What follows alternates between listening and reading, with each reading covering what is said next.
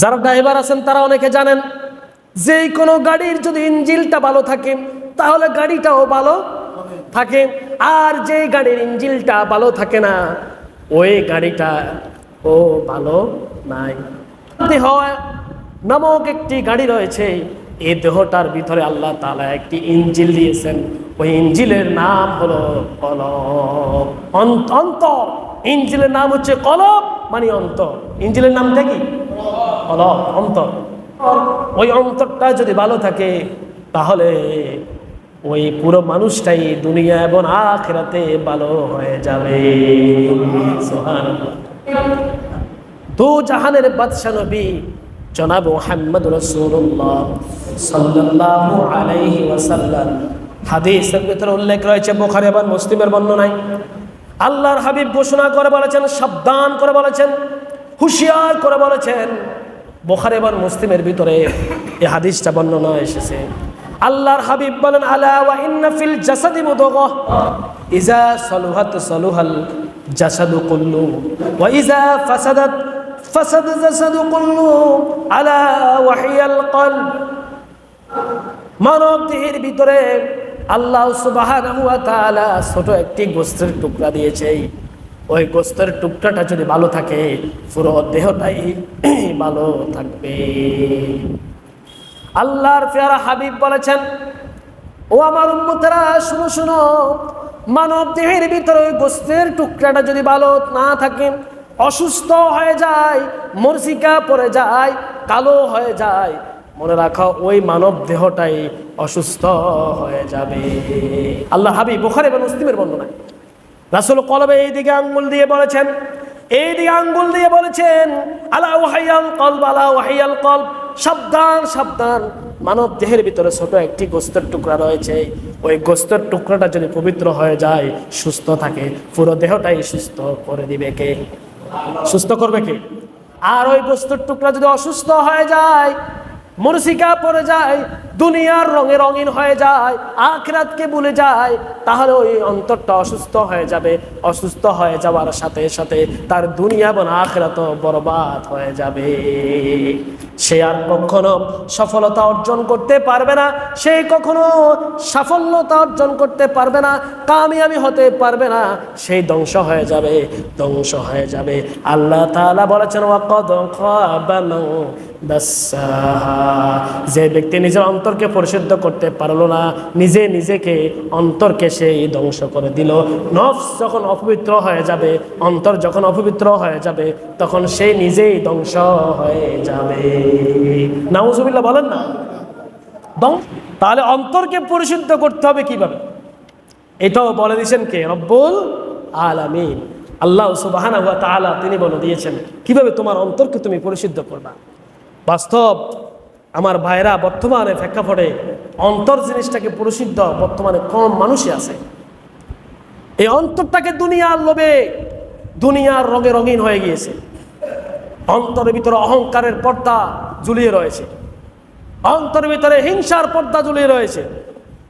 অন্তরটাকে এমন মরছিকা পড়তেছে, গুনাহ করতে করতে অন্তরকে এমন ভাবে কালো করে ফেলেছি।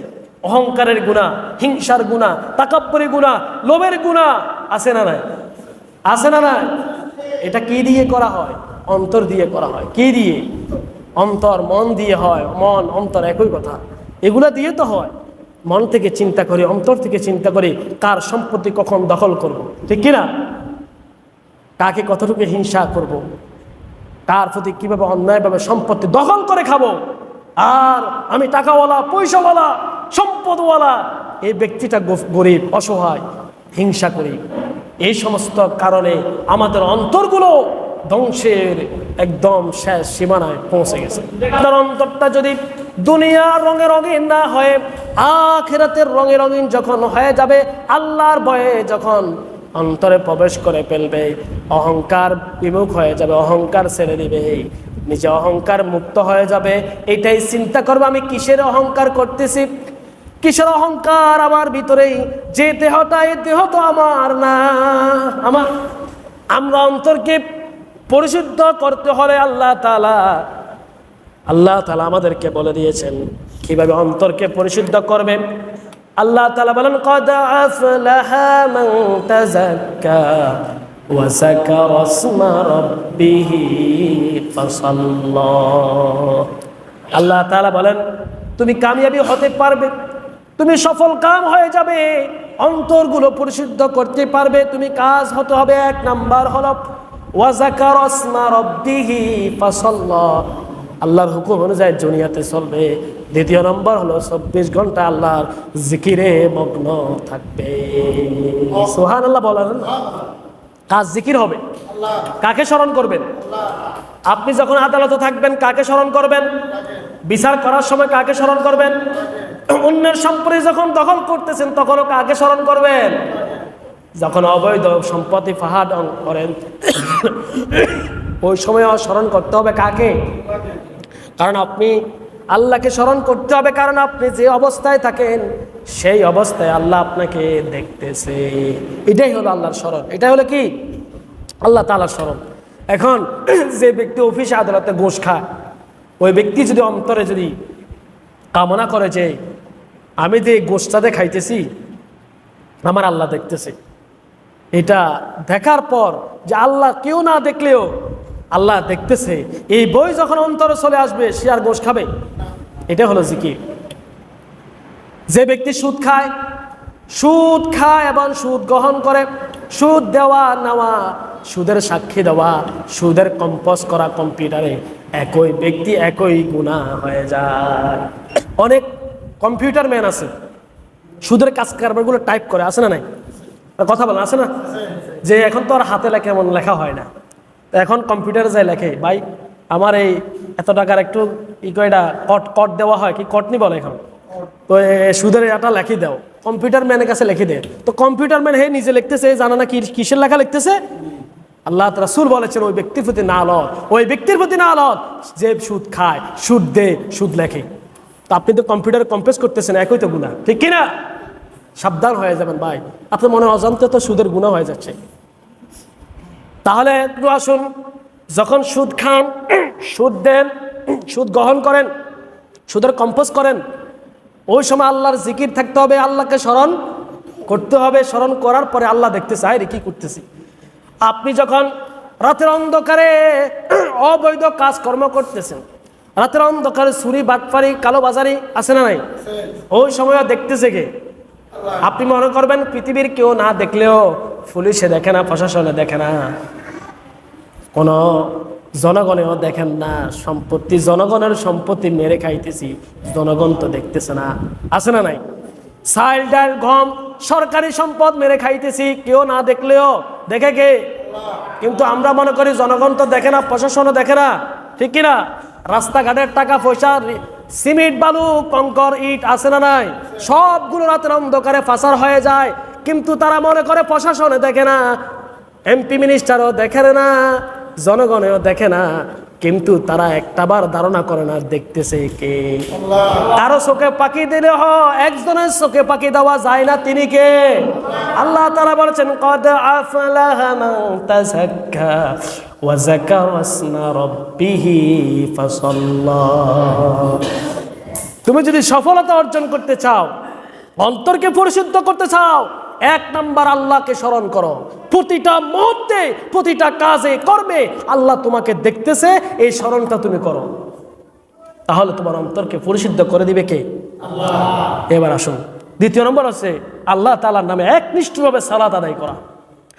সালাত, আমাদের যে সালাত আদায় করতেছি এটা সঠিকভাবে সালাত আদায় হচ্ছে না। আনুষ্ঠানিক সালাত, আনুষ্ঠানিক সালাত, সালাত সম্পর্কে অনেক আলোচনা করেছি। আনুষ্ঠানিক সালাত হচ্ছে, কিন্তু এই সালাত সত্যিকারের সালাত আমাদের হচ্ছে না। যে সালাতে আপনার গায়ের ভিতরে মশা মরে, আপনি ওই মশাটাও নিজের হাতে মারতে চান, আছে না নাই? মশা বসার সাথে সাথে আপনার সালাতের দিকে অন্য মনস্ক হয়ে যান, আছে না নাই? সালাতের দাঁড়াইয়ে দোকানের হিসাব করি, আছে না নাই? তাহলে এই সালাত কিন্তু সালাত নাই, হাকিকতের সালাত আমাদের হচ্ছে না, এই কেন অন্তর পরিশুদ্ধ হচ্ছে না। এবার আসুন, জিকিরের ভিতরে দুইটা, এক হচ্ছে আল্লাহ তাআলার জিকির 24টা ঘন্টায় প্রত্যেকটা কাজে কাকে স্মরণ করা। দ্বিতীয় নম্বর হলো আল্লাহ তাআলার সিফাতি নামের জিকির। এই জন্য অন্তরকে পরিষ্কার করার জন্য আল্লাহ তাআলা কোরআনুল কারীমের ভিতরে দ্বিতীয় নম্বর কর্মসূচি দিয়েছেন। সেটা আল্লাহ তাআলা বলেছেন, আলা বিযিকরিল্লাহি তাতমাইন্নুল কুলুব। আয় অন্তরকে পরিশুদ্ধ করার দ্বিতীয় নম্বর কর্মসূচি হলো একাকী অথবা দলগতভাবে আল্লাহ তাআলার জিকির করা। কার জিকির করা? আল্লাহ তাআলার জিকির করা। আবার অনেক মুফাসসিরিন কেরামগণ যখন বলেছেন 24 ঘন্টায় সমস্ত আল্লাহ তাআলা হুকুম আহকামগুলো মেনে চলাই হলো আল্লাহর জিকির। আবার বলেছেন ইসলামের সকল হুকুম আহকাম মেনে নেওয়া, যেটা নিষেধ করেছে ওটা নিষেধ বলে মানে নেওয়া, যেটা হারাম করেছে হারাম বলে মেনে নেওয়া, যেটা হালাল করেছে হালাল বলে মেনে নেওয়া, এটাও আল্লাহ তাআলার জিকির। আরেকটি হলো আল্লাহ তাআলার গুণগান, আল্লাহ তাআলার সিফাতি নাম ধরে জফা মানে জিকির করা। উলামায়ে হক্কানি রব্বানিগণ, মুফাসসিরিনে কেরামগণ, মাশায়েখগণ, ইলমে তাসাউফের আলেমগণ, ইলমে তাসাউফের ওলিগণ, ইলমে তাসাউফের শিক্ষকগণ নিজেরা জিকিরের গুরুত্ব এত বেশি দিয়েছেন, নিজেদের জিকিরের গুরুত্ব দিতে গিয়ে নিজেদের জীবনের ভিতরে প্রতিফলন করে জীবন থেকে বিদায় হয়ে গিয়েছে। এমনকি তাকিদ দিয়েছেন জিকির সম্পর্কে। একটু লক্ষ্য রাখেন, নামাজ, রোজা, হজ, জিহাদ, যাকাত এই সমস্ত ইবাদতের পাশাপাশি জিকির কোনো অংশে কম না কম। তবে দুঃখের বিষয় হলো, আফসোসের বিষয় হলো, আফসোস করা হলো বর্তমানে আমরা মুসলমান জিকিরকে আমরা ইবাদত মনে করি না। ইবাদত মনে করি? কথা বলতে ইবাদত মনে করি? জিকির আছে? কথা বলে না, জিকির আছে? আবার কিছু ভণ্ডদের কারণে, মাজার পূজারীদের কারণে, ভণ্ড মারেফাতের যারা দাবি করে, মারেফাত আছে না নাই? মাজার পূজারা মারেফাত করে না। সত্যিকারে মাজার ওই সমস্ত ভণ্ডদেরকে সত্যিকার মারেফাত নাই। মারেফাতটা কি এটা পরে বলবো, ইলমে তাসাউফটা কি এটা পরে বলবো। সম্মানিত হাজিরিন, ভণ্ডদের ভণ্ডামির কারণে ইলমে মারেফাত, ইলমে তাসাউফটা বিলুপ্ত হয়ে গিয়েছে। শুরুতে আমাদের ভিতরে এমন লোক রয়েছে, আমরা এমনও লোক আছি জিকিরের মজলিসকে তুচ্ছ তাচ্ছিল্য করি, আছে না নাই? বলে কিসের জিকির, কিসের জিকির? আপনি আগের জমানার দিকে তাকান না, আগের উলামায়ে কেরামের দিকে তাকান। ফজরের পরে জিকির আছে না নাই? মাগরিবের পরে জিকির আছে না নাই? রাতের তাহাজ্জুদের সময় জিকির আছে না নাই? কোনো বাড়িতে কলেরা বসন্ত দেখা দিত, জিকির আছে না নাই? কথা বলেন না, জোরে বলেন না, আছে না নাই? এখন কি জিকির আছে? কোথায় গেল এগুলা? কেন চলে গেল? নামাজ রোজা যেরকম কোনো অংশ জিকির কোনো অংশে কম নয়। নামাজের কথা 82 বার, যাকাতের কথা 82 বার, নামাজের কথা 83 বার আল্লাহ তাআলা বলেছেন। জিকির সম্পর্কে কতবার বলেছেন জানেন? আল্লাহ সুবহানাহু ওয়া তাআলা 350 বার আল্লাহ তাআলার নামে জিকির করার নির্দেশ দিয়েছেন। সুবহানাল্লাহ, 350 বার আল্লাহ তাআলা জিকির করার জন্য নির্দেশ ডাইরেক্ট আমর সিগা ব্যবহার করেছেন 100টি জায়গায়। মুফাসসিরিন কেরামগণ তাফসীরের ভিতরে উল্লেখ করেছে 100টি আয়াত ডাইরেক্ট আমর নির্দেশ দিয়েছেন জিকির করো। ফাজকুরুনি আযকুরুকুম ওয়াশকুরুলি ওয়ালা তাকফুরু। তোমরা আমার নামে জিকির করো, আমি আমাকে ডাকো, আমি সাড়া দিব, সাথে সাথে সাড়া দিব। তাহলে আমরা জিকিরকে এত তুচ্ছ মনে করি কেন? কেন মনে করি? শুধু ভাই আফসোস, আমাদের ভিতরে কিছু মানুষ আছে একামতের দিনকে গুরুত্ব দিতে গিয়ে জিকিরের মজলিসকে তুচ্ছতা ছিল করে, আছে না নাই? একামতের দিন লাগবে, দিন কায়েম লাগবে, দিন কায়েম করতে গিয়ে আল্লাহর জিকির ছেড়ে দিব, তা হবে না। ইলমে তাসাউফ ছাড়া, ইলমে মারিফাত ছাড়া, শরীয়ত মারিফাত এবার ইলমে তাসাউফ ছাড়া দিন কায়েম অসম্ভব। দিন কায়েম কি? রাসূলের সাহাবায়ে কেরাম দিন প্রচার করেছে। রাসূলের সাহাবায়ে কেরাম রাষ্ট্রপতি ছিলেন, রাসূলের সাহাবায়ে কেরাম দেশ শাসন করেছেন কিনা? করেছেন। রাসূলের সাহাবায়ে কেরাম হযরত আমিরুল মুমিনিন ওমর ইবনে খাত্তাব রাদিয়াল্লাহু তাআলা আনহু মসজিদে নববীর ভিতরে মিম্বারে বসেই তিনি খুতবা দিচ্ছেন। খুতবা চলাকালীন হঠাৎ করে বলে উঠলেন, ইয়া শারিয়াতাল জাবাল, ইয়া শারিয়াতাল জাবাল 3 বার বলেছেন। নামাজ খুতবা শেষ, জুমার নামাজও শেষ। নামাজ শেষে সবাই প্রেসিডেন্টকে ধরলেন, কারণ ইসলামের প্রেসিডেন্ট, কোরআনের প্রেসিডেন্ট, কোরআনের রাজ কায়েম ওই সময় চলতেছে, আর ওই রাজ কায়েমের প্রেসিডেন্ট হলো হযরত ওমর ইবনে খাত্তাব। সেই প্রেসিডেন্ট ভুল করলে জনগণ সাথে সাথে এই ভুলের কফিয়ত নেই, সুবহানাল্লাহ বলা যাবে না? আর বর্তমানে প্রেসিডেন্ট যদি ভুল করে, প্রেসিডেন্ট বাদ দেন, গ্রামের চেয়ারম্যান মেম্বার যদি সামান্য একটি ভুল করে, আপনি যদি ভুল ধরিতে যান, আপনার 14 গোষ্ঠী উদ্ধার করবে, ঠিক কি না? মনে রাখবেন, এটা হচ্ছে তাগুতের প্রেসিডেন্ট, তাগুতের শক্তি এরা। যদি কেউ থাকেন মাইন্ড করবে না, কারণ আপনি জনগণের প্রতিনিধি, আপনি যে দায়িত্বশীল ব্যক্তি, এই দায়িত্ব সম্পর্কে কিয়ামতে আপনাকে জিজ্ঞাসা করা হবে, ঠিক কি না? মেম্বার বলেন, এমপি বলেন, চেয়ারম্যান বলেন, আবার আপনি সমাজের সর্দার বলেন, এবার আপনি পরিবারের প্রধান, প্রত্যেকটা দায়িত্বশীলকে কিয়ামতে দায়িত্ব সম্পর্কে কফিয়ত দিতেই হবে, হবে কি না?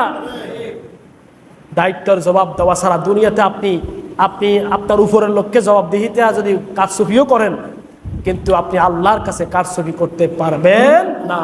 যে হাত দিয়ে কারচুপি করছে, এই হাত ওই দিন কথা বলবে কি না? সম্মানিত হাজিরিন, তাহলে এই যে ওমর ইবনে খাত্তাব খুতবা চলাকালীন একটি বাক্য ইউজ করলেন, ইয়া শারিয়াতাল জামাল। নামাজ শেষ, সাহাবীরা জিজ্ঞাসা করলেন, আমিরুল মুমিনিন ওমর ইবনে খাত্তাব, রাসূলুল্লাহ তো খুতবা চলাকালীন এরকম কোনো কথা বলে নাই, আপনি দুনিয়াবি এই কথাটা বললেন কেন? জবাব দেন, সুবহানাল্লাহ বলেন না। প্রেসিডেন্টের কাছে জবাব চাচ্ছে কে? মায়েরমুখী আচরণ, সম্মান সূচক ঠিক, কিন্তু যদি ইসলামের কোনো গন্ডায় ভুল হয়, জনগণ এটা রেহাই করে, কারণ এটা হলো ইসলামের জনগণ, ইসলামের প্রেসিডেন্ট। ভুল করবে, ভুল ধরতেই আপনি জবাবদিহি করতেই হবে। ওমরকে যখন প্রশ্ন করলো, ওমর বলো, আমার রাসূলের সাহাবীরা, ও আমার জনগণেরা, শোনো শোনো, তোমরা কি জানো না, ইয়ামেন দেশে আমি আমার ইসলামের বিজয়ের জন্য আমি যুদ্ধের ময়দানে আমি প্রায় অনেক সৈন্য প্রেরণ করেছি। আমি দেখতে পেলাম আমার যুদ্ধের সেনাপতি হলো শারিয়া রাদিয়াল্লাহু তাআলা আনহু, সে হলো সেনাপতি। ফাড়ের অন্য দেশ থেকে কাফের মুশরিকরা আমার ওই সেনাপতিকে হামলা করার প্রস্তুতি নিচ্ছে। আমি এটা চোখে দেখলাম, খুতবা চলাকালীন হঠাৎ আমার চোখে ভেসে উঠলো, প্রায় 500 কিলোমিটার দূর থেকে আমি দেখতে পেলাম। দেখার পর আমি সাথে সাথে শারিকা ডাক দিলাম, এই ইয়া শারিয়াতাল জামাল, জামালের অন্য প্রান্তে দেখে তোমাকে আক্রমণ করতেছে কাফেররা, সাবধান হয়ে যাও। এটা বলার পর সাথে সাথে শারিয়া সাবধান হয়ে গেছে, সুবহানাল্লাহ। তখন সাহাবীরা বললেন, ঠিক কথা বলেছেন। এখন আপনাদের কাছে প্রশ্ন, ওমর ইবনে খাত্তাব মদিনার মিম্বারে বসে দাঁড়িয়ে তিনি খুতবা দিচ্ছেন, 500 কিলোমিটার দূরত্বের ওই দৃশ্যটা সে কিভাবে দেখলো? বলেন না, কিভাবে দেখলো? সে অন্তরচক্ষু দিয়ে দেখেছে। আরে ভাই, অন্তরচক্ষুর কথা বললে এখন ভণ্ডামের দিকে চলে যান, ভণ্ড বলেন, ঠিক কিনা? আছে না নাই? তাসাউফের জ্ঞান আমাদের কাছে নাই।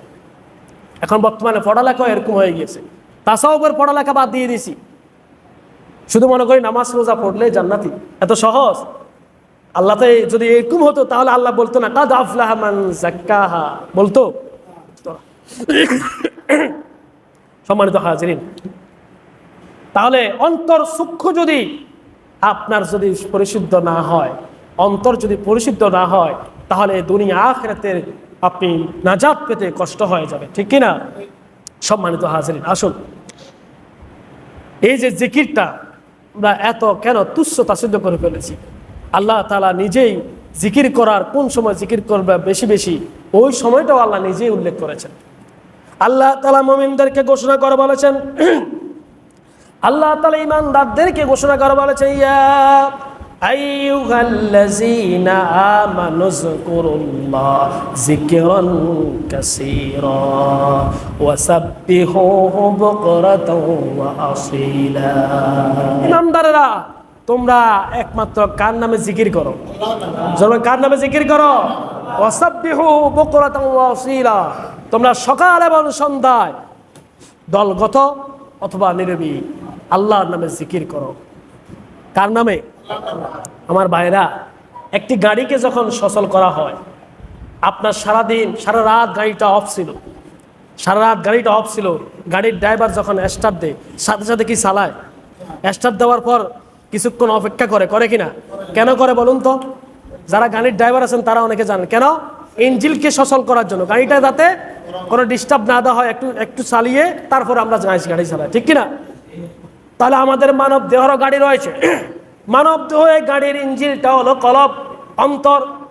এই অন্তরটাকে আপনি সচল রাখার জন্য আল্লাহ সুবহানাহু ওয়া তাআলা বলেছেন ওয়াসাব্বিহুহু বুকরাতাও ওয়া আসীলা। এই অন্তরটাকে পরিশুদ্ধ করার জন্য, সচল রাখার জন্য সকাল সন্ধ্যা কার নামে জিকির করো? আল্লাহর নামে জিকির করার নির্দেশ দিয়েছেন কে? কাকে বলেছেন? মুমিনদেরকে। কাকে? মুমিনদেরকে। আর এই জিকিরের বাক্যগুলো কি হবে এটাও আল্লাহ বলে দিয়েছেন। সুবহানাল্লাহ, আলহামদুলিল্লাহ, লা ইলাহা ইল্লাল্লাহ। বলুন না, সুবহানাল্লাহ, আলহামদুলিল্লাহ, লা ইলাহা ইল্লাল্লাহ। জিকির মন দিয়ে, ধ্যানের সহিত। কারণ আপনি যে গুনাহ করতেছে, গুনার দিকে তাকিয়ে আল্লাহ কেউ না দেখলে আমাকে দেখতেছে কে? এই কথা স্মরণ করে যদি আপনি মন অন্তর দিয়ে যদি জিকির প্রতিদিন এভাবে করতে থাকেন, দেখবেন আর আল্লাহর হুকুম অনুযায়ী যদি নিজের জীবনটা পরিচালিত করতে পারেন, চোখের হেফাজত করতে পারেন, হাতের হেফাজত করতে পারেন, শরীরের হেফাজত করতে পারেন, তাহলে আপনার এই অন্তর চক্ষু খুলে দিবে কে? আল্লাহ। আল্লাহর হাবিব বলেন আশ-শাইতানু জাসিমু আলা কলবি ইবনে আদম। আশ-শাইতানু জাসিমু আলা কলবি ইবনে আদম ইজা যাকারাল্লাহ খানাসা ওয়া ইজা গাফালা ওয়াসওয়াসা। আল্লাহ রাসূল বলেছেন ইবলিস শয়তান, কিছু কিছু শয়তান বনি আদমের অন্তরের ভিতরে হাঁটু কেড়ে বসে থাকে, বনি আদমের অন্তরগুলো বাড়ি বানিয়ে ফেলে, শক্ত করে বসে থাকে। যখন ইজা যাকারাল্লাহ খানাসা ওয়া ইজা গাফালা ওয়াসওয়াসা, যখন ওই বনি আদম আল্লাহর জিকিরে মগ্ন হয়ে যায়, সালাত আদায়ের মগ্ন হয়ে যায়, আল্লাহ তাআলার স্মরণে মগ্ন হয়ে যায়, আল্লাহ তাআলার সিফাতি নামে জিকিরে মগ্ন হয়ে যায়, তখন ওই শয়তান আর থাকতে পারে না, অন্তর থেকে সে দৌড়ে পালায়। সুবহানাল্লাহ, অন্তর থেকে সে দৌড়ে পালায়, সে আর থাকতে পারে না।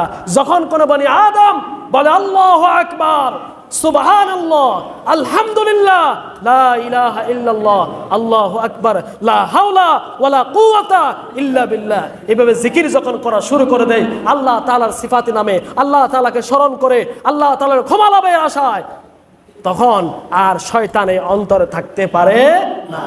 ওয়াইজা গাফালা ওয়াসওয়াসা, আল্লাহর হাবিব বলেছে ওয়াইজা গাফালা ওয়াসওয়াসা, যখন বনি আদম আল্লাহর জিকিরগুলো ছেড়ে দেয়, আল্লাহর হুকুমগুলো ছেড়ে দেয়, আল্লাহ তাআলার জিকির সিফাতি নামের জিকিরগুলো ছেড়ে দেয়, হুকুমগুলো ছেড়ে দেয়, হুকুম থেকে দৌড়ে, হুকুম থেকে সে পলায়ন করে, তখন শয়তান তার অন্তরগুলোকে হাঁটু গেড়ে শক্ত করে বসে থাকে।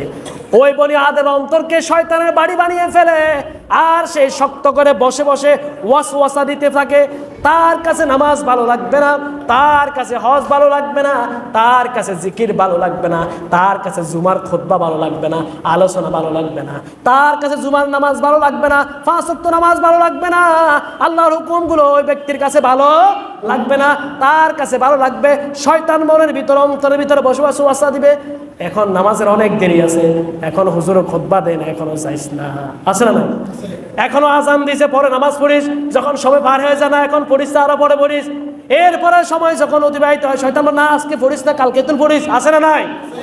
এরপরে শয়তান বসে বসে বলে নামাজ ভালো লাগতো না, গান কর, গান শিখ, গান গা, মোবাইল ভিতরে চলে যায়, মোবাইল যখন ধরে টিপা শুরু করে দেয় আর সহজে বের হতে পারে, আছে না নাই? যুবক বলেন, বৃদ্ধ বলেন, এখন মোবাইলে আসক্ত বেশি, কম না বেশি? বেশি আসক্ত। কোন সময় নামাজের সময় চলে যায়, রাত কয়টা বাজে এটাও খবর নাই, আছে না নাই? বিশেষ করে যুবকদের এই ব্যারাম, অসুস্থ বেশি হয়ে গেছে। যুবক ভাই, অন্তরটা আপনার এখনো পরিষ্কার কিছুটা রয়েছে, এখনো মরিচিকা ভালো করে পড়ে নাই, পড়ার আগে যদি আপনি মরিচিকা ফালিয়ে দেন বাকি জীবন আপনার কষ্ট হয়ে যাবে, ঠিক কিনা? সারা রাত জেগে জেগে মোবাইলের ভিতরে টিপতেছেন আর শয়তান ওয়াসওয়াসা দিচ্ছে, দেখে সবাই ঘুমায় গিয়েছে, আস্তে আস্তে মোবাইলের একটার পর একটা অ্যাপসের ভিতরে ঢুকতেছে, ঢুকতে ঢুকতে খারাপ জায়গায় চলে গেছে, আছে না নাই? কোথায় যাচ্ছেন? অন্তরটা শেষ করে দিচ্ছেন। শয়তান বসে বসে ওয়াসওয়াসা দিচ্ছে, কারণ আপনার আল্লাহর জিকির ছেড়ে দেওয়া হয়েছে, ঠিক কিনা? এবার আসুন, এত ব্যারাম, এত অসুস্থ কারণটা কি? কারণ কি? আমরা আল্লাহর জিকির ছেড়ে দিয়েছি, আল্লাহর জিকির ছেড়ে দিয়েছি ভাই। আল্লাহর জিকির ছেড়ে দেওয়ার কারণে এই আমাদের দশা। সুলতান আল্লাহর হাবিব আবার বলেছেন, মিশকাত শরীফের বর্ণনায় কিতাবুদ দাওয়া, কিতাবুদ দুয়ার ভিতরে উল্লেখ রয়েছে পর্ব নম্বর 9 নম্বরে আল্লাহ রাসূল বলেছেন, কুল্লু শাইইন মিসকালাতিন ওয়া মিসকালাতিন কুলুবি যিকরিল্লাহ, কুল্লু শাইইন মিসকালাতিন ওয়া মিসকালাতিন কুলুবি যিকরিল্লাহ। প্রত্যেকটা বস্তু পরিষ্কার করার একটা ব্রাশ রয়েছে, পরিষ্কার করার জন্য বস্তু রয়েছে। আপনার গায়ের ভিতরে ময়লা হয়েছে, সাবান দিয়ে পানি দিয়ে ধৌত করলে পবিত্র হয়ে যায়, হয় কিনা? পোশাকে নোংরা হয়েছে, পোশাকটা সাবান দিয়ে ধুলে পরিষ্কার হয় কিনা? জোরবল হয় কিনা? শরীরে নোংরা লেগেছে, পানি দিয়ে ধৌত করলে পরিষ্কার হয়ে যায়। উযু করছেন, আপনি পবিত্র হয়ে গেছেন, ঠিক কিনা? কিন্তু এবার আসলে অন্তর যখন আপনার অপবিত্র হয়ে যায়, আল্লাহর হাবিব বলেছেন, অন্তর যখন তোমার অপবিত্র হয়ে যায়, দুনিয়ার কোনো পানি দিয়ে, দুনিয়ার কোনো বস্তু দিয়ে তোমার অন্তরটাকে পরিষ্কার করতে পারবে না। এই অন্তরকে পরিষ্কার করার একটি ব্রাশ হয়েছে, পরিষ্কার করতে একটি রাসায়নিক পদার্থ রয়েছে। ওই রাসায়নিক পদার্থের নাম হলো মিসকাতুন কুলুবি যিকরিল্লাহ, আল্লাহ তাআলার জিকির। আল্লাহ তাআলার জিকির নামক রাসায়নিক দিয়ে আপনার অন্তরকে পরিশুদ্ধ করতে হবে। আল্লাহর হাবিব বলেছেন, এটা হলো ব্রাশ। ব্রাশ দিয়ে যেরকম তোমার দাঁত পরিষ্কার করো, মেসওয়াক দিয়ে যেরকম তোমার দাঁত পরিষ্কার করো, আর এই অন্তরকে, অন্তরের মরিচিকাগুলোকে, অন্তরে কালো দাগগুলোকে, অন্তরের ভিতরে দুর্গন্ধ কালো হয়ে গিয়েছে, মরিচিকা পড়েছে, যে দুর্গন্ধর কারণে পার্শ্ববর্তী মানুষও টিকতে পারে না, আছে না নাই? অন্তর এমন মরিচিকা পড়েছে, তাকে দেখলে পাশের ভাইও ঘৃণা করে, আছে না নাই? পাশের ভাই ঘৃণা করে, সামনে এসে সালাম আলাইকুম সালাম দে, কিন্তু পিছনে তাকে গালি দেয়, আছে না নাই? অনেক সন্ত্রাসী এরকম, চোর বাটপার বদমাশ, আছে না নাই? তার অন্তরকে এমন মরিচিকা হয়ে গেছে, এমন দুর্গন্ধ যুক্ত অন্তর, তাকে দেখলে মানুষ সামনে সম্মান করে, পিছনে গালাগালি করে, আছে না নাই? জোরে বলেন না।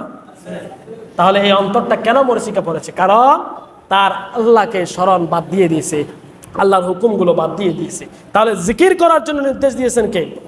যখন নির্দেশ দিয়েছেন কে? আর এই সকাল সন্ধ্যা জিকির করতে হবে কি হবে না? হবে কি হবে না? হবেন ভাই। জিকির ছেড়ে দিয়েন না, জিকির করেন। সকালে ফজরের পরে জিকির, বসে বসে কিছুক্ষণ 5 মিনিট পর করেন না।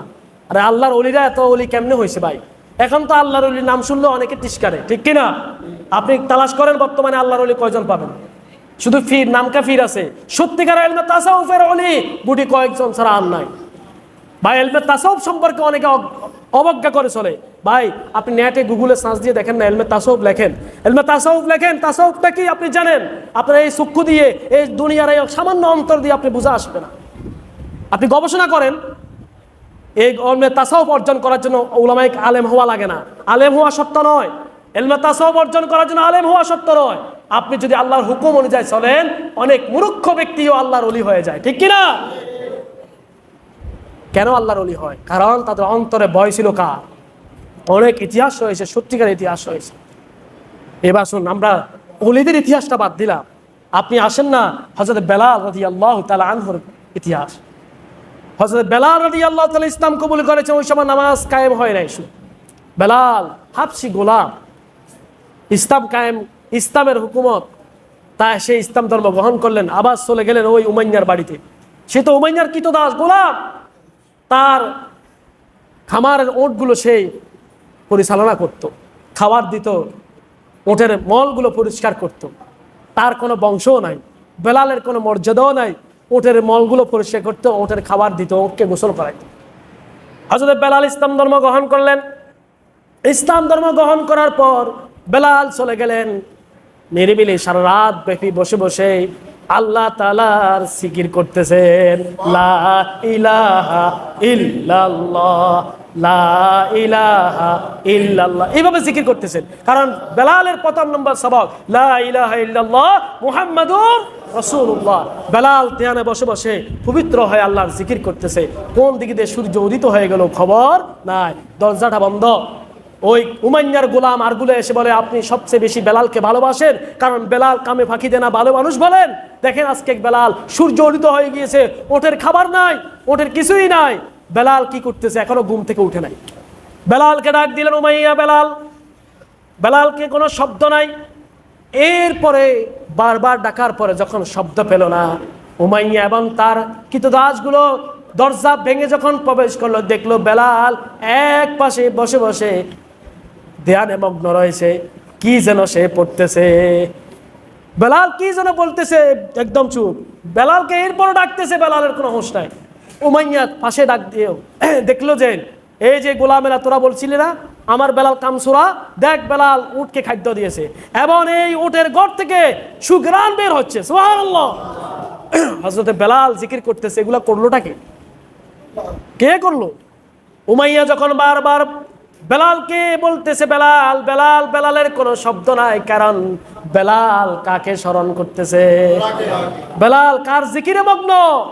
সে জিকির করতে করতে তার ইলমে তাসাউফ হাসিল করে গিয়েছেন, তার সমস্ত ধ্যান খেয়াল কার প্রতি? দুনিয়ার কোনো হুঁশ তার। বেলালকে যখন উমাইয়া এভাবে ধাক্কা মারলেন, সাথে সাথে বেলাল উচ্চ স্বরে বলে দিলেন লা ইলাহা ইল্লাল্লাহ মুহাম্মাদুর। উমাইয়ার বুঝতে বাকি নাই, সাথে সাথে নির্যাতন। বেলালের নির্যাতন অনেক করুণ কাহিনী, এটা বলার উদ্দেশ্য নয়। বেলাল ওইখান থেকে নির্যাতন শুরু। আর বেলালকে, বেলালের ঘরের এই সহযোগিতাটা করেছে কে? অসংখ্য প্রমাণ আছে। ইলমে তাসাউফ যদি অর্জন করেন, আপনি বসে থাকবেন এখানে, সারা পৃথিবীর মাসরিক থেকে মাগরিব পর্যন্ত সমস্ত কিছু প্যাকেট করে আপনার চোখের সামনে হাজির করবে কে? আল্লাহ। এটা হচ্ছে ইলমে তাসাউফ। ভাই ফির খালি নাম শুনলে বন্ড মনে করেন না, বন্ড ফিরও আছে, কিন্তু আপনি নিজে ফির চিনতে হবে। চিনার আগে আপনি তাসাউফের জ্ঞান লাগবে, ঠিক কিনা? আগে নিজেও তাসাউফের জ্ঞান অর্জন করেন, তখন আল্লাহর ওলি চিনতে পারবেন, নিজের চক্ষু দিয়ে আল্লাহর ওলি চিনতে পারবেন। এরকম ইতিহাস অনেক আছে। ইতিহাস বলার উদ্দেশ্য না, শিক্ষা গ্রহণ করার জন্য। আমার ভাই, এই অন্তর পরিশুদ্ধ করার জন্য সর্বপ্রথম হলো আল্লাহর জিকির। কার জিকির? তাহলে সকাল সন্ধ্যা আমরা জিকির করবো তো ইনশাল্লাহ? করবো তো? আবার সাহেব সুদও খাবেন, জিকিরও করবেন। প্রথমে সুদ ছাড়বেন, তারপর জিকির করবেন, পারবেন তো? গোশ ছাড়বেন, জিকির করবেন। অন্যের হক মেরে খাচ্ছেন, এদিকে জিকির করতেছেন, আল্লাহর ওলি হয়ে যাবেন আপনি?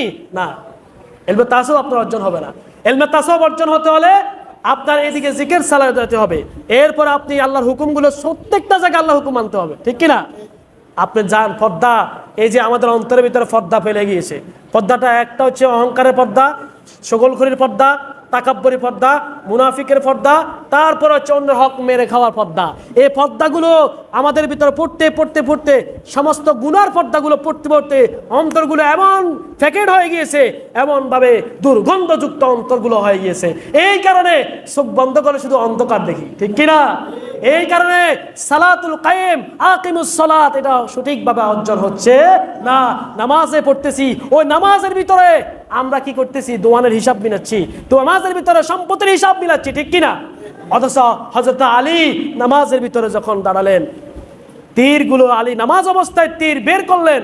আমরা অনেকে জানি নামাজ অবস্থা পায়ে থেকে গোড়ালি থেকে তীর টেন দিয়ে বের করলেন, আলী একটি বিন্দু মাত্র বলতে পারে না। তাহলে আলীর নামাজ আর আমাদের নামাজ বেশ কম আছে না নাই? আলী কোন নামাজ পড়লেন? ইলমে তাসাউফ অর্জনের নামাজ হযরত আলী পড়েছেন। এই কারণে হযরত আলী তার পায়ের পা থেকে তীর বের হচ্ছেন, এটার একটি বিন্দু মাত্র আঘাত পান নাই। অথচ নামাজের আগে তার তীর যখন বের করতেছেন, ওই মুহূর্তে আলী চিৎকার আর চিৎকার দিতেছেন, সুবহানাল্লাহ সুবহানাল্লাহ। রাসূল বলেছে আলী যখন নামাজে দাঁড়াবে তখন তুমি তীরটা টানবা, দেখবা আর ব্যথা পাবে না। তাহলে আলীর নামাজ আর আমাদের নামাজ বেশ কম আসে না নাই? নামাজের ভিতরে দাঁড়িয়ে আল্লাহু আকবার বলে আসমান জমিন যা আছে, টাইম টুম যা আছে ব্যাক চাইছি না, একটু গরম লাগে ফাঁকা চলের কিনা, কয়টা ফাঁকা চলের, এসি চলে কিনা এটাও চাই, আছে না না? এগুলা নামাজ না, এগুলা আনুষ্ঠানিক নামাজ। এগুলা থেকে ফিরে আসুন সম্মানিত হাজিরিন। এরপরে